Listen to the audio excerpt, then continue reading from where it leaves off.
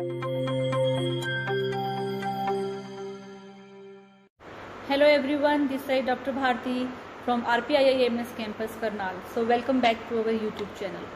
So in my last video we'll discuss the upper limb cerebellar dysfunction test. So in this video we'll discuss the lower limb cerebellar dysfunction test, because whenever we assess the case we must know the root cause of that particular pathology.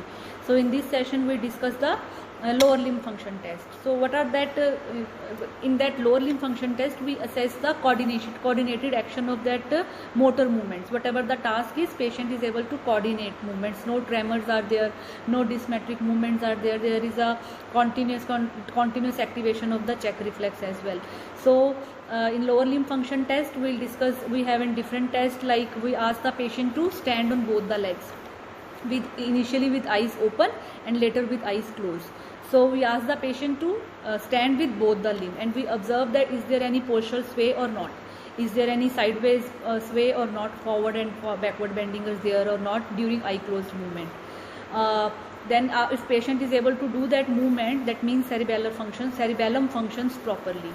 Now next we proceed further, that we ask the patient to do the single leg stance.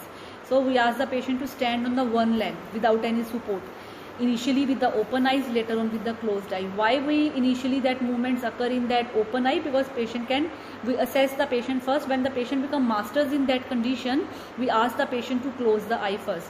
Means we have to complicate the task to assess how cerebellum works. So after that, if the patient is able to do that single limb stance as well, then we proceed for the tandem stance. Tandem stance means we ask the patient, initially what we are doing that in that movements we like lesser the base of support. Initially in the both limbs, base of support is large. Then we in the single leg, base of support is less. Then we ask the patient in tandem stance, means heel or toes of the one foot and the heel of the another foot is lying in front, and then ask the patient to stand in the tandem stance position.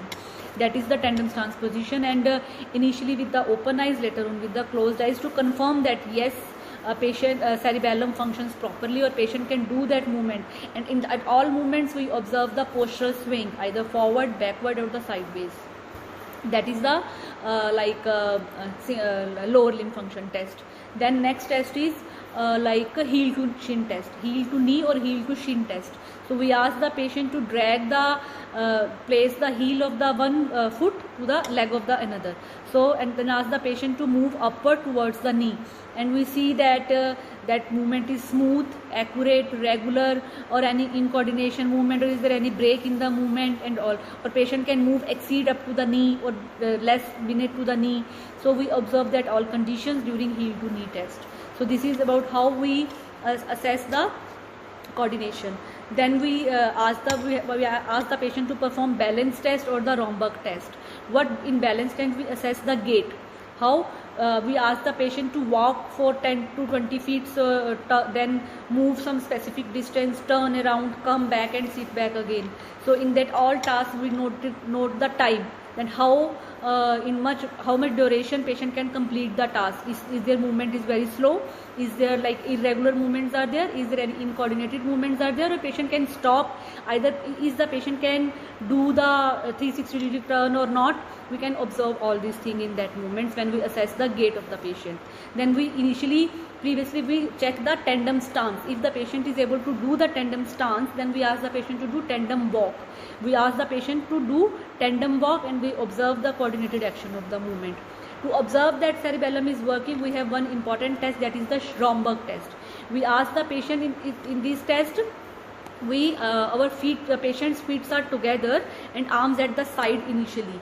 There are different positions. Arms are at the side, arm across the chest, and arm is abducted.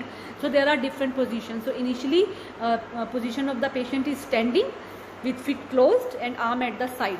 When the arm is at the side, we ask the patient to close your eye, because in this type we check the proprioception as well, because proprioception control the balance. So and then we ask the patient to hold that position at least for 20 seconds. If the patient is able to do, then that means our Romberg test is negative. And if there is, we can observe the postural sway. If there is no sway, that means Romberg is negative.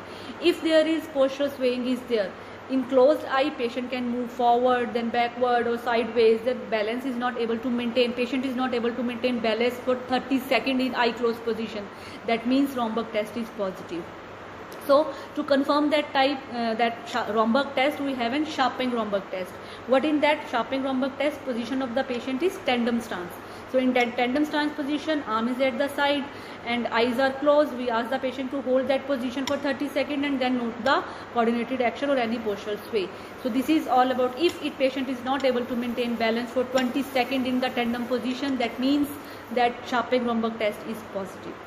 So this is all about Romberg test and the Scharping-Romberg test. Then if we know the cause, what are the cause, then we must proceed further the rehabilitation part of the cerebellum.